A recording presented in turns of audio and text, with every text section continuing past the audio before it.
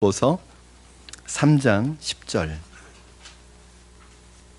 신약성경 빌립보서 3장 10절에서 16절 말씀입니다.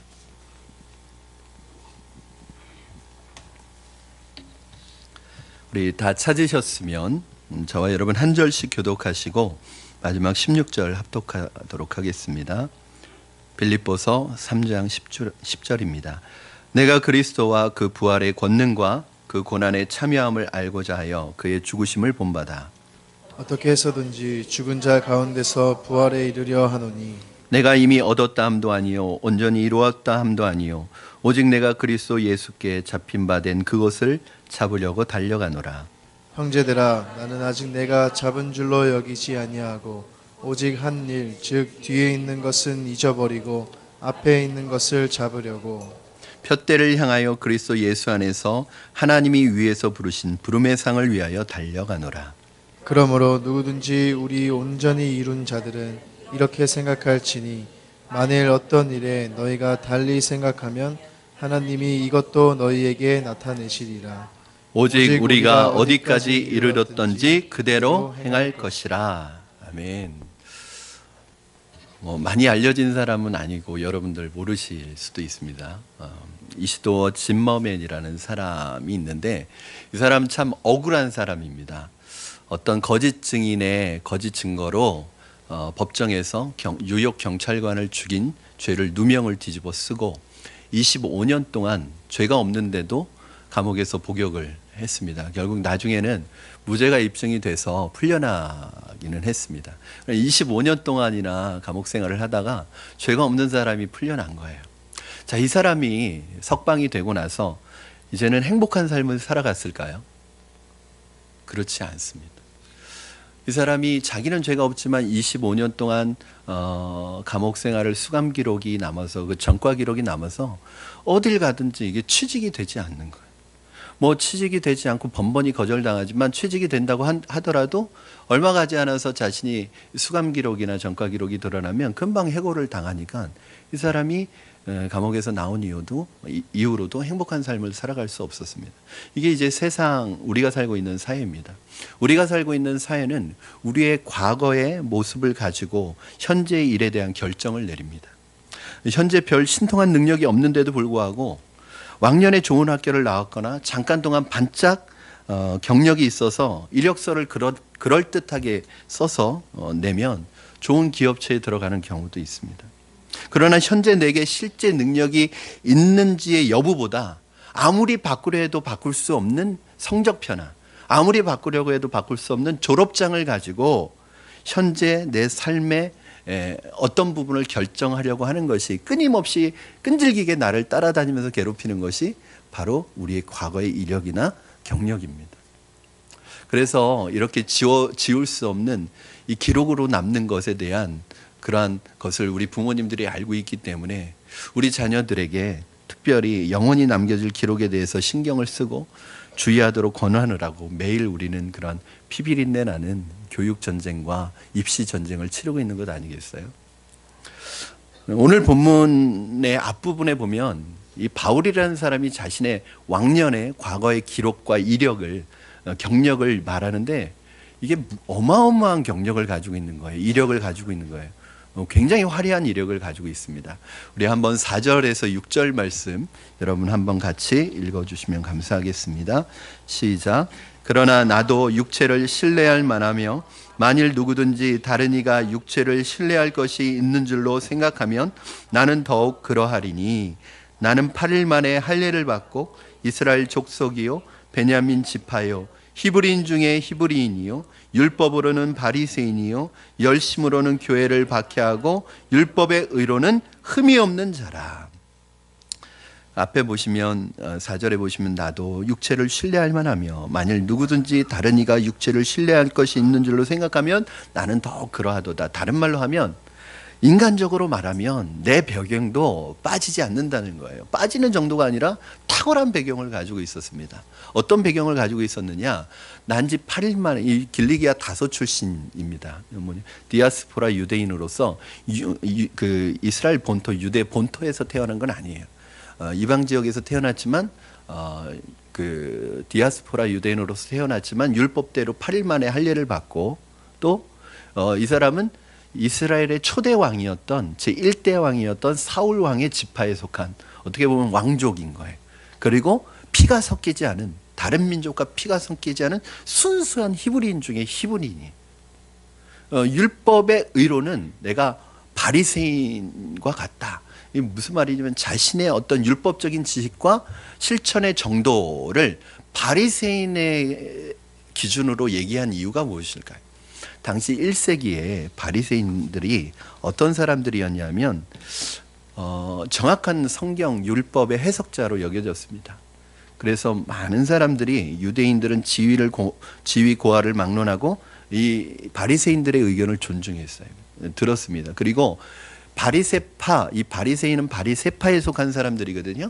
근데 이 바리새파하고 항상 긴장과 갈등 관계에 있었던 분파가 있어요. 어떤 파죠? 어떤 파죠?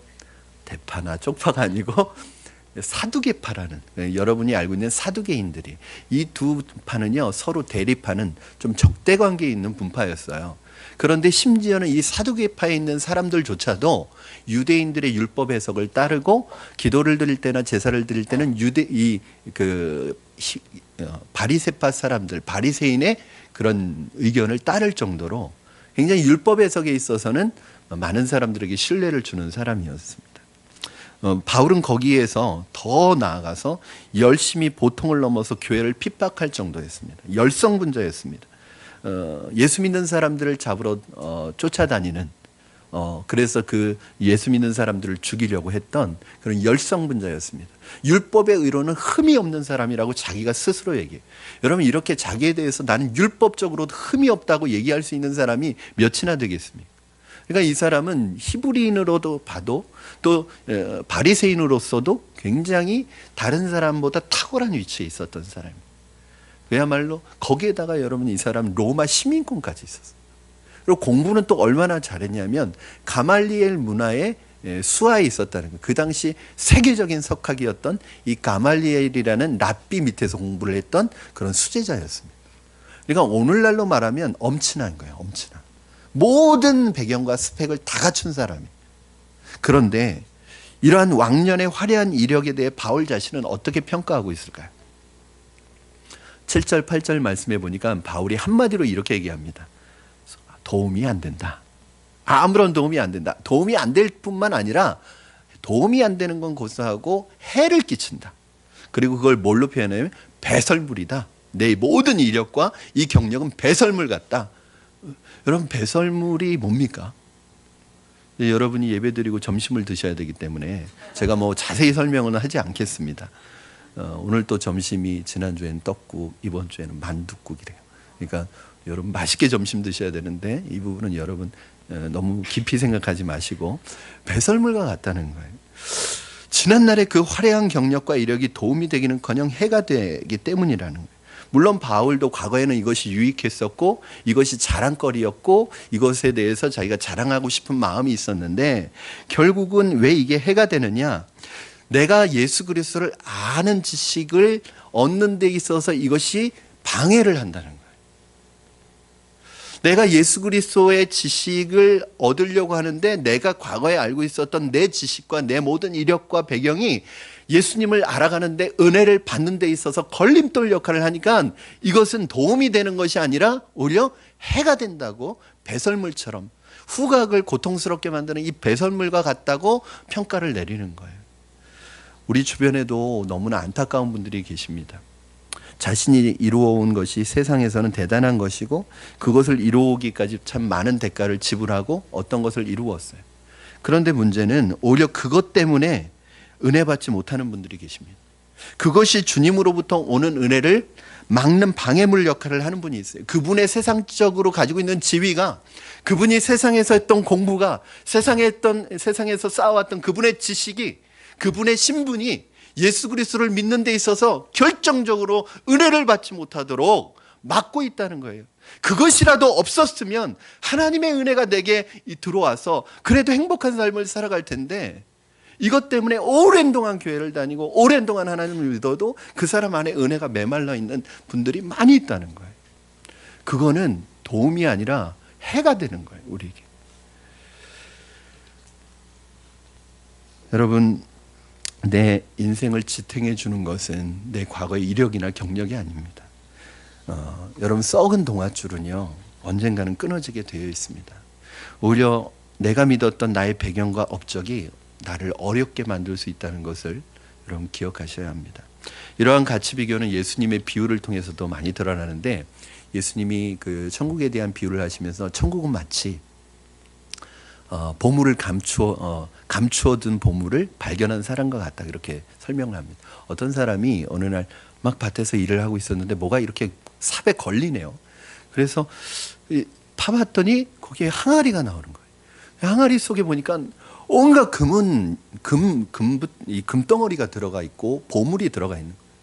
예전에는 은행이 없었으니까 이 중요한 것을 어디 집안에 놓기가 불안하니까 어떻게 하면 땅을 파가지고 그 밑에다가 감춰놓은 거예요.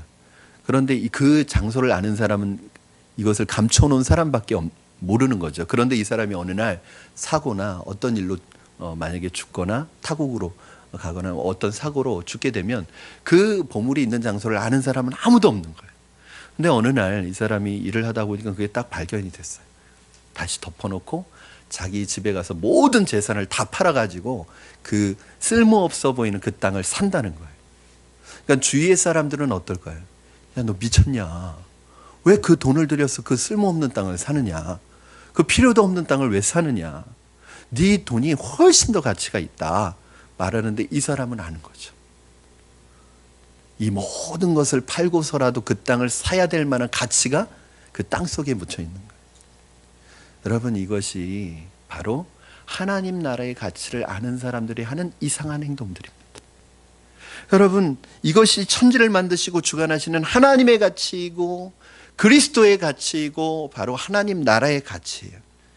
그렇기 때문에 지금 바울은 진주를 사는 거예요.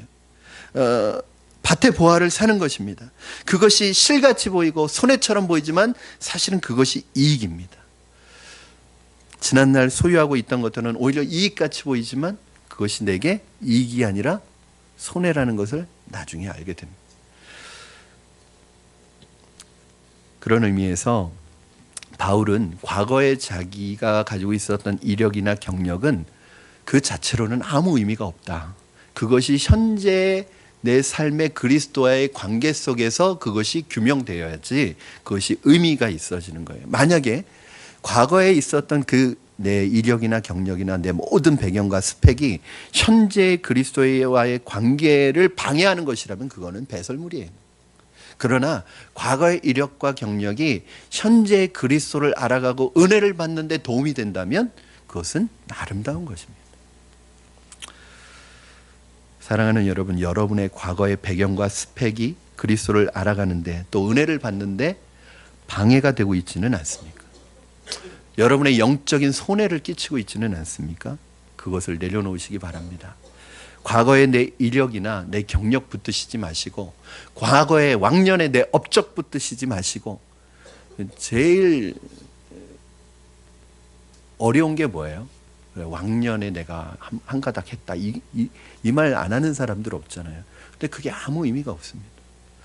저는 여러분이 과거의 왕년에 업적 붙드시지 마시고 현재의 그리스도를 붙드시는 분들이 되기를 주님의 이름으로 축원합니다. 여러분, 우리는 과거의 시간 자체를 바꿀 수는 없어요. 바꿀 수 없는 거라면 어떻게 하는 게 지혜로울까요? 받아들이는 것이 지혜로운 것이죠. 그러나 과거는 바꿀 수 없지만 그 과거에 대한 해석은 달라질 수 있어요.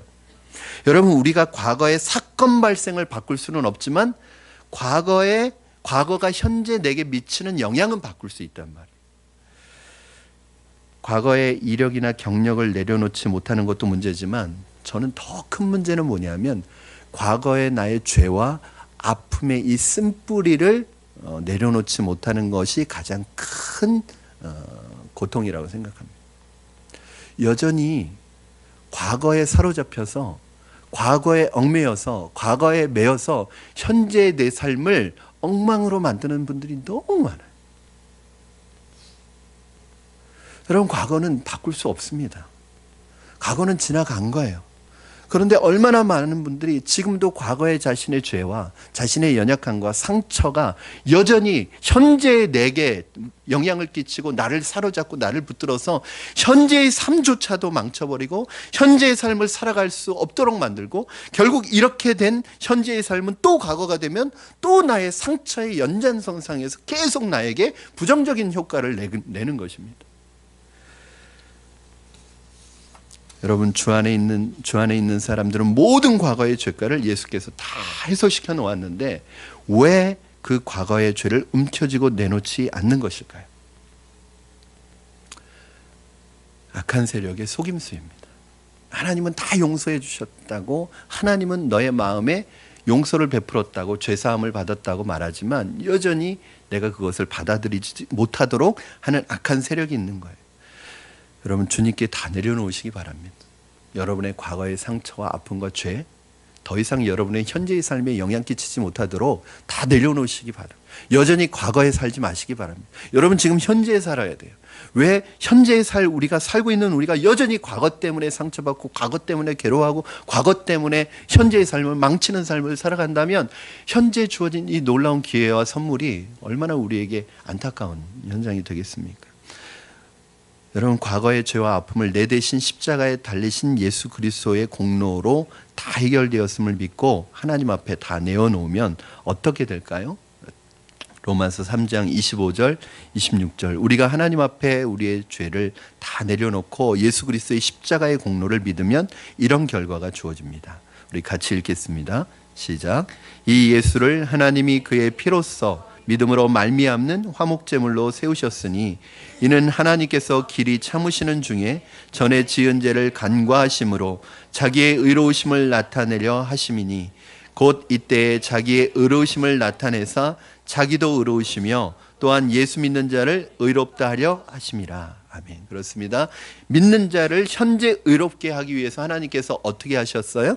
과거의 죄를 관과하셨다, 이렇게 말씀하고 있습니다. 이게 무슨 뜻일까요? 관과, 지나간다는 뜻이잖아요. 지나쳐버린다, 흘려버린다, 풀어준다, 눈을 감아준다. 하나님께서 오래 참으시는 가운데 없었던 것으로 취급해 주신다. 여러분, 아까 우리가 서론에서 봤던 이시도어 진머맨이라는 사람, 정가기로 계속 따라다녀서 참 불행한 삶을 살아가게 되었어요. 그러나 예수 그리스도를 믿는 우리 모든 사람에게는 뭐가 없어요? 죄에 대한 기록이 아예 없어요. 삭제됐습니다. 전과 기록이 없단 말이에요. 하나님께서 그런 말씀을 하세요. 내가 기억하지 않겠다. 너희가 나를 믿고 회개하면 내가 죄를 기억하지 않겠다. 여러분, 하나님이 우리의 죄를 기억하지 않겠다는 건 무슨 말일까요? 나는 기억하지 않을 테니까 너는 계속 기억해, 그 말일까요? 나는 기억하지 않겠다는 말은 너희도, 나는 기억하지 않을 테니까 너희도 기억하지 말라, 이 말이에요.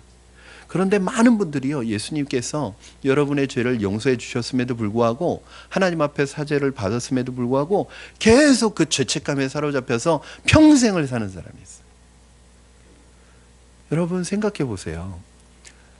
하나님은 우리를 용서해 주시고 기억하지 않는다고 했는데 나는 계속 기억해.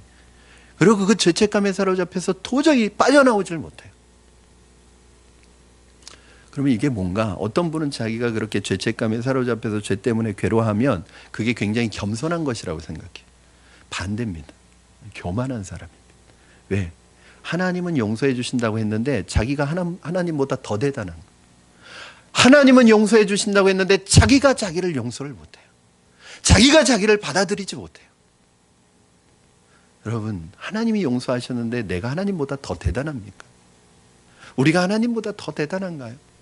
그래서 여전히 과거에 묶여서 현재의 삶을 하나님 앞에 드리지 못하는 삶을 살아가요. 그러므로 여러분, 우리가 어떻게 해야 됩니까? 그런 과거를 기억하지 말아야 합니다. 과거에 사로잡혀 있지 말아야 합니다. 현재를 보고 그 과거는 생각조차 하지 말라는 말씀을 너무너무나 많이 하세요. 그리고 이 말씀은 여러분이 송구 영신 예배 때마다 드렸던 말씀일 거예요. 이사야 43장 18절에서 19절 우리 한번 같이 읽겠습니다. 시작. 너희는 이전 일을 기억하지 말며 옛날 일을 생각하지 말라. 보라, 내가 새 일을 행하리니 이제 나타낼 것이라. 너희가 그것을 알지 못하느냐. 반드시 내가 광야의 길을 사막의 강을 내리니. 더 이상 과거에 묶여서 과거에 사로잡혀서 살지 말라는 거예요. 내가 새 일을 행하겠다는 거예요. 내가 사막의 강을 내고 광야의 길을 내겠다는 거예요. 너희가 불가능해 보이는, 도저히 내 과거는 어떻게 할 수 없다고 불가능하다고 생각하는 그 문제를 하나님께서는 사막의 강을 내는 것처럼, 광야의 길을 내는 것처럼 이 불가능한 일들을 새롭게 행하실 준비가 돼 있다는 거예요. 문제는 내가 과거에 사로잡혀 있으면 안 된다는 거예요. 하나님께서 내가 현재 어디 있는가를 보시지 과거에 내가 어디 있었는가를 보시지 않습니다. 하나님께서는 지금 내가 그리스도 안에 있는지 그렇지 못한지를 보시겠다는 말씀입니다. 과거의 화려한 업적보다 현재 내가 어디에 서 있는지가 중요합니다. 여러분은 지금 어디에 서 있습니까? 어디에 서려고 하십니까? 지금 어디에 서 있느냐가 여러분의 운명을 좌우합니다. 하나님 앞에서 중요한 것은 과거의 이력이 아닙니다. 지금 내가 어디에 서 있느냐, 현재가 중요합니다. 여러분, 그리스도 안에서 우리에 대한 평가가 과거에 의해 좌우되는 것이 아님과 동시에 또 하나 기억해야 될 것이 있습니다. 우리의 미래 또한 미리 결정되어 있지 않다는 거예요. 여러분, 현재 그리스도 안에 있다고 해서 모든 것이 이미 완성된 것이 아닙니다.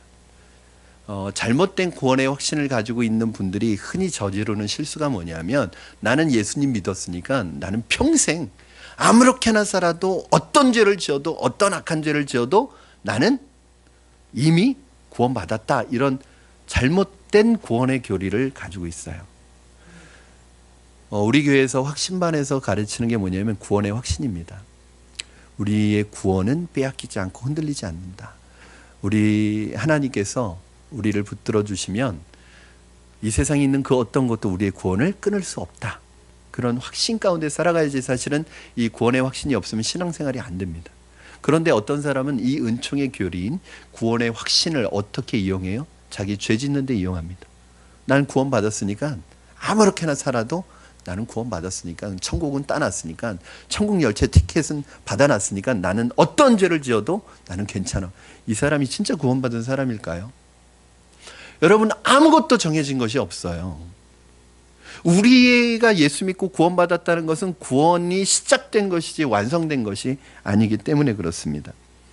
여러분, 오늘 본문을 보시면은 우리의 미래는 우리의 현재의 자세와 행동에 달려 있어서 그 향방이 열려 있다는 것을 보여줍니다. 우리 10절 14절 오늘 여러분이 읽으신 본문인데 우리 같이 한 절씩 교독해서 읽겠습니다. 제가 먼저 읽겠습니다.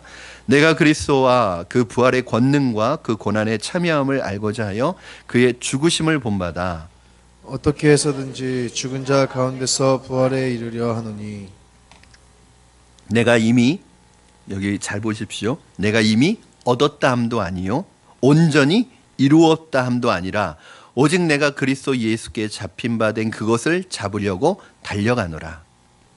형제들아, 나는 아직 내가 잡은 줄로 여기지 아니하고 오직 한 일, 즉 뒤에 있는 것은 잊어버리고 앞에 있는 것을 잡으려고 푯대를 향하여 그리스도 예수 안에서 하나님이 위에서 부르신 부름의 상을 위하여 달려가노라. 여러분, 여기 보시죠. 내가 이미 얻었다 함도 아니요, 내가 온전히 이루었다 함도 아니. 그러니까 바울도 내 구원이 완성된 구원이 아니라는 거예요. 그래서 얻었다 함도 아니요, 이루었다 함도 아니요, 오직 내가 그리스도께 잡힌 바 돼서 현재 그 예수 그리스도께서 보여주신 그 믿음의 푯대를 향해서 오늘 현재 내 삶을 주님 앞에서 달려가는 삶을 살아간다는 거예요. 바울이 다른 본문에서 뭐라고 그러는지, 너희 구원을 주님 앞에서 이루어 가라, 이런 말씀을 하세요. 여러분, 우리 이미 구원받았는데 무슨 또 구원을 이루어요? 그 말은 뭐냐면 우리의 구원은 완성된 구원이 아니라는 거예요. 언제 완성될까요? 천국에 들어갈 때, 아니면 주님이 재림하실 때 우리의 구원은 완성되는 거죠. 미래는 현재의 결단과 자세가 이어져서 그 결과로 만들어지는 것이지 미리 정해져 있는 것이 아닙니다. 미래는 지나간 과거에 결정되어 있지 않습니다. 여러분의 과거 때문에 이 미래가 결정되어 있는, 여러분 우리의 미래는 결정되어 있는 게 아니에요. 많은 분들이 오해하는 미래에 대해서 자꾸 알고 싶어요. 그래서 점 보러 다니는 거 아니겠어요? 여러분 그런 거 아세요? 우리 미래는 결정되어 있지 않아요. 정해져 있지 않아요. 그거 틀려요. 세상 사람들이 말하는 팔자라고 하잖아요. 팔자. 그냥 팔자대로 살아야 되나요, 우리가? 여러분, 우리가 놓치는 것이 있는데 예정이라는 것을 오해하시면 안 돼요. 예정이라고 하는 것은 다 우리의 미래가 정해져 있다는 뜻이 아니에요. 하나님의 섭리와 계획이라는 것은 뭐냐면 하나님이 저와 여러분에 대해서 가장 좋은 계획들을 가지고 계세요. 그렇지 않겠어요? 부모님들이 우리 자녀들에 대해서 나름대로 좋은 계획을 가지고 있는 것처럼, 플랜을 가지고 있는 것처럼 하나님은 우리 인생을 향한 가장 완벽한 청사진을 가지고 있어요. 그런데 이 청사진대로 우리의 삶이 가려면 뭐가 필요할까요? 순종할 때 그렇게 만들어지는 거예요. 여러분 아무리 설계도가 좋으면 뭐예요? 설계도대로 하지 않으면 엉뚱한 게 나오는데, 하나님이 우리의 인생에 대해서 아무리 좋은 계획들을 가지고 있으면 뭐예요? 우리가 순종하는 삶을 살지 않고 그냥 하나님이 다 정해져 있다고 생각하고 가장 나에게 좋은 계획들이 있다고 생각하는데, 그 생각은 하는데 삶은 엉망으로 살아가. 하나도 순종하지 않고 하나도 말씀 청종하지 않고 하나님의 말씀과는 반대로 살아가요. 그러면 어떻게 그 계획이 완성이 되고 이루어지겠어요? 여러분 우리의 미래는 정해져 있지 않은 거예요. 그러니까 점쟁이들의 말을 들으면 안 돼요. 여러분 그리스도인들은 어떤 사람이에요? 팔자도 바꾸어 가면서 사는 사람이에요.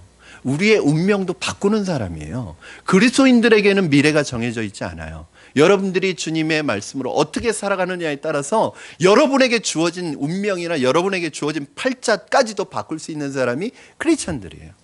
구약 선지자들과 예언자들의 여러분 활동을 많은 사람들이 오해를 합니다. 구약 선지자들은 미래의 일을 얘기해 주는 사람이라고 생각하는데 절대 그렇지 않습니다. 구약 선지자들, 예언자들의 주 업무는 미래의 일을 얘기해 주는 것이 아니라 그 미래의 일을 경고해 주어서 현재의 삶을 제대로 살아가도록 선포하는 사람들이 선지자들이에요. 그러니까 선지자들은 미래에 초점이 있는 게 아니라 현재에 초점이 있는 거예요. 그런데 많은 사람들이요, 자신의 미래에 대해서 알고 싶어요. 그럼 미래는 정해져 있지 않아요. 이 기독교 안에도 어느 순간부터 이 점쟁이 같은 사람들이 생겨가지고요, 막 예언기도 해준다고 하면서 사람들에게 예언기도를 해줘요. 3년 후에 뭐가 있을 거야, 무슨 일이 있을 거야. 그리고 뭘 받냐면 헌금을 받아요. 이게 무슨 헌금이에요? 복채지. 헌금 내라고 그래요. 내가 기도해 줄 테니까. 그건 복채지 헌금이 아니에요. 여러분 절대 그런 기도 받지 마세요. 그거는 기독교라는 타이틀을 가지고 점쟁이 노릇하는 거예요. 꽤 오래된 일인데 제 그 CCC에서 함께 그 CCC 사역을 했었던 자매가 졸업하고 나서 이제 결혼할 때가 됐을 때 저를 찾아왔었어요. 저를 오빠라고 부르는데, 오빠 이 결혼할 사람이 생겼는데 엄마가 반대를 한대요. 그래서 왜 반대하니 그랬더니 엄마가 이 예언기도 해주는 권사님한테 기도를 받고 왔는데 이 사람하고 결혼하면 큰일 난다고 그랬다는 거예요. 왜 결혼을 해야 되느냐고. 그래가지고 제가 뭐라고 그랬어요. 근데 그 사람 얘기를 들어보니까 참 교회에서도 열심히 살고 열심히 주님을 섬기는 사람이고, 물론 아버님은 계시지 않았지만 참 열심히 살아가는 성실한 청년이었어요. 그래서 제가 결혼하라고 그랬어요. 괜찮다고. 여러분 그런 경우가 많습니다. 절대 여러분 그렇지 않습니다. 절대 우리의 미래는 정해져 있는 게 아니에요. 우리의 미래는 현재 여러분의 결단. 여러분 미래는 지나간 과거에 의해 결정되지 않습니다. 미래는 현재 내가 방향을 어디로 결정하느냐에 따라 하나님 안에서 만들어져 가는 거예요. 여러분 이것을 가장 잘 보여주는 그림이 있습니다. 예레미야 18장 7절에서 10절 말씀을 보면 이게 진짜 하나님의 마음이에요. 같이 읽겠습니다. 우리 한 목소리로 같이 읽겠습니다. 시작. 내가 어느 민족이나 국가를 뽑거나 부수거나 멸하려 할 때에 만일 내가 말한 그 민족이 그의 악에서 돌이키면 내가 그에게 내리기로 생각하였던 재앙에 대하여 뜻을 돌이키겠고, 내가 어느 민족이나 국가를 건설하거나 심으려 할 때에 만일 그들이 나 보기에 악한 것을 행하여 내 목소리를 청종하지 아니하면 내가 그에게 유익하게 하리라고 한 복에 대하여 뜻을 돌이키리라. 여러분, 이것이에요. 그러니까 하나님이 어떤 민족에 대해서, 어떤 사람에 대해서 내가 저 사람의 죄로 저 사람을 심판하리라, 멸망시키리라 마음을 작정을 하셨는데 그 사람이 회개를 했어요. 그리고 자신의 삶을 회개하고 삶을 돌이켰어요. 그러면 하나님께서 그 사람에게 내리기로 한 심판을 내리지 않으시겠다는 거예요. 뜻을 돌이키시겠다는 거예요. 또 반대로 어떤 사람에게 내가 복을 주리라고 생각을 하고 작정을 했는데 그 사람이 말씀을 벗어나서 죄를 짓는 삶을 살아가면 그 사람에게 주기로 했던 복을 주시지 않겠다는 거예요. 여러분, 그러니까 나의 미래는 현재의 내 삶이 어떤 태도와 자세로 살아가느냐에 따라서 결정된다는 말씀입니다. 여러분 잘 아시는 것처럼 요나 선지자가 어느 날 하나님의 명령을 받습니다. 너는 니느웨로 가서 심판을 선포해라. 그때 그 말씀이 뭐냐 하면 40일이 지나면 니느웨 성이 무너지리라, 이런 말씀이었어요. 여러분, 근데 이 말씀을 가지고 요나가 뭐 다른 데로 샜다가 다시 돌아왔지만 니느웨 성에 가서 사실은 이 이방 민족들이 회개할까? 뭐 하나님이 외치라고 하니까 외치고 다녔어요. 그랬는데 왕에서부터 뭐 종들까지 모든 그 성의 백성들이 다 회개하고 하나님께 돌아오는 역사가 일어나는 거예요. 그러니까 하나님이 어떻게 하셔요? 그 성을 심판하는 것을 돌이키세요. 심판하지 않으세요. 여러분, 이 40일이면 이 성이 무너지리라는 말씀에 어디에도 돌이키고 회개하면 내가 심판을 취소하겠다는 조건도 없었어요. 그냥 이 성이 무너지리라는 경고만 하셨어요. 그런데 그 성 사람들이 회개하고 돌아오니까 하나님께서 뜻을 돌이켜서 니느웨 성을 멸망시키지 않으셨습니다. 여러분, 이거 보면 하나님이 참 귀가 얇으신 것 같아요. 하나님 마음이 너무 약하신 것 같아요. 우리 하나님이 이런 분이십니다. 여러분, 하나님의 목적은 뭐예요? 멸망시키는 게 목적이 아니라 돌이켜서 회개하는 것이 하나님의 목적이기 때문에 그래요. 여러분, 한번 우리에게도 잘 생각해 보십시오. 하나님은 우리를 심판하는 게 목적이 아니라 지금 자리에서 돌이키도록 만드는 것이 하나님의 목적입니다. 그렇습니다, 여러분. 우리의 미래는 결정되어 있는 운명이 아닙니다. 미래는 내가 하나님 안에서 만들어가는 현재의 누적입니다. 그러므로 우리가 과거를 바꿀 수는 없어도 미래는 현재의 내 결단과 하나님과 갖는 관계 속에서 얼마든지 바꿔갈 수 있다는 것을 여러분 기억하시고, 오늘 내게 주어진 이 현재가 미래를 결정한다는 것을 기억하시기를 바랍니다. 그래서 하나님이 은혜의 특성이 뭐냐면 우리가 생명이 붙어있는 한 새로 시작할 수 있는 기회를 주신다는 거예요. 저는 여러분, 지난주는 2017년이었죠. 오늘은 2018년이에요. 지난주 시간과 오늘 시간이 다른 게 있나요? 똑같은 시간이잖아요. 그런데 우리가 새해가 되면 어떤 마음이 들어요? 뭔가 새롭게 결단하고 다짐하고 좀 새로 출발하고 싶은 마음이 들잖아요. 이게 너무나 큰 은혜인 거예요. 생각해 보니까. 만약에 이런 기회가 없다면 우리는 여전히 과거에 사로잡혀서 과거의 실패와 과거의 아픔에 사로잡혀서 벗어나기가 참 힘들 텐데 하나님께서는 우리에게 다시 시작할 수 있는 새해를 주셨단 말이에요. 여러분, 우리가 살아있는 한, 생명이 붙어있는 한 하나님께서는 항상 우리에게 새로 기회를 주시는데 바로 지금 현재에 주신다는 점입니다. 이것이 우리 하나님의 은혜입니다. 자, 우리 고린도후서 6장 2절 여러분 한번 같이 읽어주시기 바랍니다. 시작. 이르시되 내가 은혜를 베풀 때에 너에게 듣고 구원의 날에 너를 도왔다 하셨으니 보라, 지금은 은혜 받을 만한 때요, 보라, 지금은 구원의 날이로다. 얼마나 감사한지 모릅니다. 반복하여 넘어지고 나서 현재 내 영혼의 상태가 다시 암울해질 때 다시 일어날 수 있는 것은 하나님께서 우리에게 전과를 보지 않은, 우리의 전과, 죄에 대한 기록을 보지 않으시고 또다시 현재 지금 여기서 은혜와 구원을 얻을 기회를 열어놓으시기 때문에 그렇습니다. 그래서 우리에게 중요한 것은 현재입니다. 과거와 미래가 모두 현재에 달려 있습니다. 현재를 잘 살면 과거를 새롭게 해석해낼 수 있습니다. 그리고 현재를 잘 살면 우리의 미래를 아름답게 계획해 갈 수 있습니다. 여러분 지금 어디에 위치해 있습니까? 무엇을 하고 있습니까? 여태까지 어떻게 해왔느냐가 그렇게 중요한 것은 아닙니다. 물론 지금까지 여러분 잘 해오셨다면, 잘 이루어 오셨다면 그 과거에 만족하지 마시고 오늘 16절 말씀처럼 오직 우리가 어디까지 이르렀던지 그대로 행할 것이라는 말씀처럼 계속해서 그 길을 가시기를 바랍니다. 핸들을 틀지 마시고 방향을 바꾸지 마시고 지금까지 잘 해오셨던 그 믿음의 방향을 계속해서 이어가시기를 바랍니다. 그러나 혹시 여러분 잘못된 방향으로 가고 있는 나를 발견하셨다면, 내가 잘못된 길에 서 있다는 것을 발견하셨다면 어떻게 해야 될까요? 유턴을 하셔야 됩니다.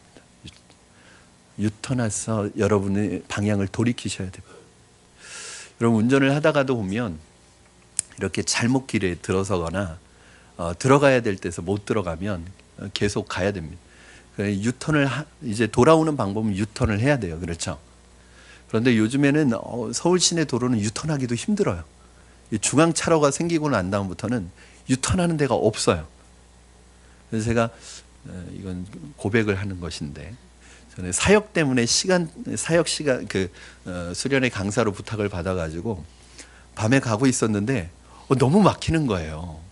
그래가지고 야 이대로 가다가는 아예 집회 참석이 못할 것 같아. 그래가지고 제가 길을 딴 길로 가려고 이 길을 빠져나오기 위해서 유턴을 해야 되는데 다 이게 멈춰 있으니까 이쪽 길은 뚫려 있어서 그냥 이번 한 번만 눈 감아 주세요. 그리고 유턴을 싹 했어요. 그런데 바로 뒤에 그분들이 계신 거예요. 이게 걸리려니까 그게 안 보여요. 이게 신기해요. 그래서 딱 제대로 걸렸죠. 여러분 우리가 운전할 때는 길을 잘못 들었을 때는 아무 데서나 유턴하면 안 되고 사인이 있는 곳에서 유턴해야 되지만, 하나님께서는 우리가 인생의 길을 잘못 들었을 때는 그것을 느꼈을 때는 어느 지점에서 유턴해도 허락하셨습니다. 어디에서 유턴하실 수 있습니다. 여러분 이것이 하나님의 은혜예요. 여러분 지금 내가 가고 있는 삶의 방향이 잘못되었다는 것을 혹시 깨닫는 분이 계시다면 머뭇거리지 마시고 더 이상 지체하지 마시고 여러분의 삶의 방향을 유턴하셔서 하나님이 기뻐하시는 방향으로 여러분의 방향을 트시기를 주님의 이름으로 축원합니다. 현재가 중요합니다. 현재를 만들어 가십시오. 현재를 주님께 맡기시기 바랍니다. 지금 바로 시작할 수 있습니다. 2018년 새해 첫 주일 예배를 드리면서 여러분 시작할 수 있습니다. 아마 1월 1일에 결심했었던 것이 작심 3일이 지났으니까 아마 지금 또 허물어졌을 수 있어요. 그러나 이 예배를 통해서 내 결심이 아니라 하나님의 도우심을 통해서 새롭게 결단하신다면 다시 시작할 수 있습니다. 여러분 바로 여러분의 것으로 주어진 은혜의 선물이 바로 현재의 결단입니다. 하나님 앞에서 현재는 우리에게 주어진 선물입니다. 현재라는 말을 영어로 present라고 그렇게 얘기합니다. 근데 이 present라는 말은 또 어떤 뜻이 있죠? 선물이라는 뜻이 있습니다. 여러분 현재는 여러분에게 주어진 선물입니다. 이 현재를 통해서 여러분의 과거를 새롭게 해석할 수 있고 이 현재를 살아감으로 말미암아 여러분의 결정되지 않은 미래를 아름답게 바꾸어 갈 수 있는 힘이 이 현재에 있다는 것을 기억하시고 더 이상 과거에 바꿀 수 없는 고통과 아픔과 죄에 사로잡혀서 현재의 삶을 망치지 마시고 현재의 삶을 허비하지 마시고 오늘 또 앞으로 오지도 않은 미래의 삶에 대해 염려하고 근심하고 걱정해서 현재의 삶을 불안과 두려움으로 살아가지 마시고 오늘 내게 주신 이 현재가 하나님이 주신 선물이라는 것을 깨닫고 이 현재를 주님 안에서 멋지고 아름답게 결단하시고 살아가시는 저와 여러분 되기를 주님의 이름으로 축원합니다. 우리 빌립보서 3장 13절 14절 읽고 마치도록 하겠습니다. 우리 같이 한 목소리로 읽겠습니다. 시작. 형제들아 나는 아직 내가 잡은 줄로 여기지 아니하고 오직 한 일 즉 뒤에 있는 것은 잊어버리고 앞에 있는 것을 잡으려고 푯대를 향하여 그리스도 예수 안에서 하나님이 위에서 부르신 부름의 상을 위하여 달려가노라. 아멘. 이러한 은혜와 축복이 새해 신년 첫 주일 예배 드리는 저와 여러분에게 풍성하게 임하시기를, 풍성하게 임하는 한 해가 되기를 주님의 이름으로 축원합니다. 이 시간에 우리 같이 찬양하시고 기도했으면 좋겠습니다. 이 찬양의 가사처럼 지난 한 해도 하나님이 우리를 인도해 오셨지만 그 하나님의 인도는 올해도 계속됩니다. 그 하나님께서 나의 길을 인도하고 계시다는 것을 믿음으로 고백하시고 과거는 잊으시고 새롭게 새 일을 행하시는 하나님을 소망하시는 여러분 되기를 바랍니다. 우리 같이 찬양하겠습니다.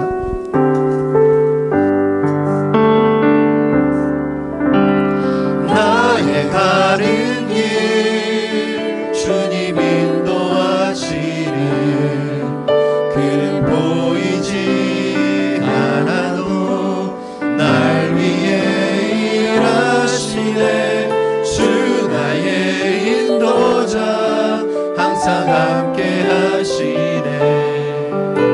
사랑과 힘 베푸시며 인도하시네. 다시 한번 고백합니다. 나의 가는 길 주님, 나의 가는 길 주님 인도하시는 그는 보이지 않아도 날 위해 일하시네. 주 나의 인도자 항상 함께 하시. 사랑과 힘 베푸시며 인도하시네. 광야의 길을 만드시고 날 인도해. 사막의 강 만드신 것 보라. 하늘 같은 변해도 주의 말씀 영원히 내 삶 속에 새 일을 행하니. 나의 가는 길 주님 인도하시네. 그는 보이지 않아도 날 위해 일하시네. 주 나의 인도자 항상 함께 하시네. 사랑과 힘 베푸시며 인도하시네.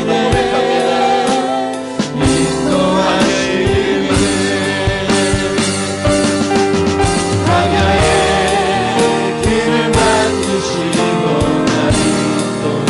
사막의 강 만드신 것 보라.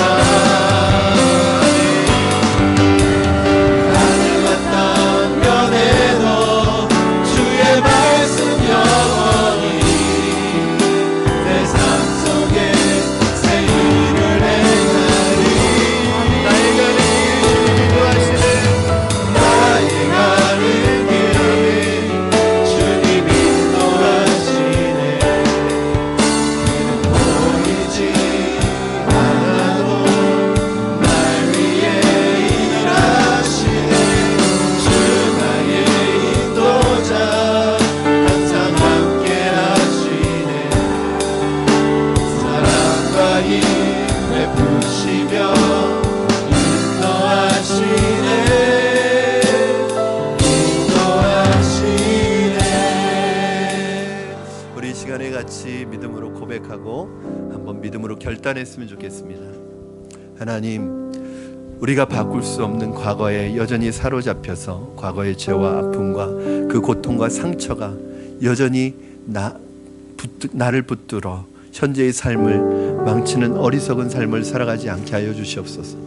아직 우리에게 오지도 않은 미래의 일 때문에 염려하고 걱정하고 두려워하여 현재의 내 삶을 염려와 두려움으로 보내는 어리석은 자가 되지 않게 하여 주시고, 오늘 내 삶을, 내 현재의 삶을 하나님이 주신 기회로 알고 다시 믿음으로 살아가면 내 과거에 대한 해석도 바뀔 수 있고 또 미래에 대한 우리의 삶을, 미래에 대한 우리의 그림도 바뀔 수 있음을 오늘 하나님 말씀을 통하여 깨닫고 믿음으로 결단할 때 오늘 나에게 주어진 이 현재라는 기회를 최선을 다해서 아름답게 살아가는 우리가 되게 하여 주시옵소서. 더 이상 과거에 얽매여 있지 않게 하여 주시고 현재를 최선의 삶을, 아름다운 삶을 살아가는 우리가 되게 해달라고 믿음으로 결단하며 우리 주님 앞에 기도하며 나가시겠습니다. 주님 살아계셔서 역사하시는 하나님 아버지 감사합니다. 아버지 더 이상 과거의 삶에 여전히 붙들려 살아가는 인생 되지 않게 하여 주시옵소서. 과거에 얽매여 살아가는 인생 되지 않게 하여 주시옵소서. 과거의 아픔이 나를 조종하지 않게 하여 주시고 과거의 죄가 나를 조종하지 않게 하여 주시고 현재 주신 하나님의 은혜와 성령의 능력으로 현재의 삶을 아름답게 건설하고 계획하며 순종함으로 살아갈 수 있도록 축복하여 주시옵소서. 미래는 결정된 것이 아님에도 불구하고 여전히 내 마음속에 미래에 대한 두려움과 미래에 대한 염려와 걱정이 있습니다. 하나님 내 미래도 내 현재로 바꿀 수 있음을 기억하고 우리의 미래는 내 현재에 따라서 얼마든지 달라질 수 있음을 기억하고 오늘 우리의 미래를 아름답게 바꿔갈 수 있게 하시고 아름답게 살아갈 수 있도록 도와주시고 역사하여 주시고 인도하여 주시고 오늘 내게 주신 현재라는 기회를 아름답게 살아갈 수 있도록 축복하여 주시고 역사하여 주시옵소서. 살아계신 하나님, 오늘 함께 예배하는 우리 성도들 2018년 새해 첫 주일 예배를 드리며 다시 한번 믿음으로 결단합니다. 과거의 상처와 과거의 아픔과 죄가 나의 현재의 삶을 조정하지 않게 하여 주시옵소서. 여전히 과거에 사로잡혀 매여서 현재의 삶을 망치는 일 없게 하여 주시고 아직 오지도 않은 미래에 대한 염려와 걱정과 불안과 두려움 때문에 현재의 삶을 두려움 가운데 살아가는 어리석은 자가 되지 않게 하여 주시옵소서. 하나님께서 오늘 이 시간 우리에게 주신 현재라는 이 새로운 기회를 다시 하나님 주신 선물을 우리 하나님 안에서 아름답게 세우고 아름답게 계획하고 아름답게 살아감으로 말미암아 우리의 과거에 대한 해석도 달라지게 하시고 우리의 미래도 아름답게 하나님께서 펼치시는 놀라운 아름다운 미래를 펼쳐갈 수 있도록 주님 축복하여 주시옵소서. 오늘을 주님 안에서 최선을 다해 성실하게 멋지게 주님이 주시는 힘과 능력으로 말씀으로 살아가는 우리 성도들 다 되어질 수 있도록 축복하시고 새해 첫 주일 예배를 드리며 하나님 앞에 결단하고 고백하는 모든 믿음의 결단들이 주 안에서 올 2018년 동안 풍성하게 이루어지는 것을 경험하게 하여 주시옵소서. 감사하며 예수님의 이름으로 기도합니다. 아멘.